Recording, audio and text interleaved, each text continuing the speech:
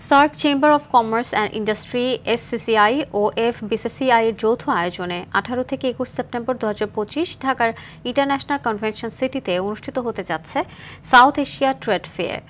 মঙ্গলবার বিকেলে মতিঝিলে এফবিসিসিআই কার্যালয়ে জরুরি সংবাদ সম্মেলনে এ তথ্য জানান সংস্থার মহাসচিব মোহাম্মদ আলমগীর। বলেন, দেশীয় পণ্যের আন্তর্জাতিক বাজার ধরে রাখা এবং সার্কভুক্ত দেশগুলোর মধ্যে চাহিদা বাড়াতেই এই মেলা আয়োজন। প্রদর্শিত হবে হস্তশিল্প, খাদ্য ও কৃষিপণ্য, ভোক্তার সামগ্রী ও ইলেকট্রনিক যন্ত্রপাতি। মহাসচিব আরও জানান, দক্ষিণ এশিয়ার বিভিন্ন দেশের শতাধিক ব্র্যান্ড অংশ নেবে এ মেলায়। ভারতের অনুপস্থিতি আয়োজনে তেমন প্রভাব ফেলবে না বলেও মন্তব্য করেন এফবিসিসিআই মহাসচিব।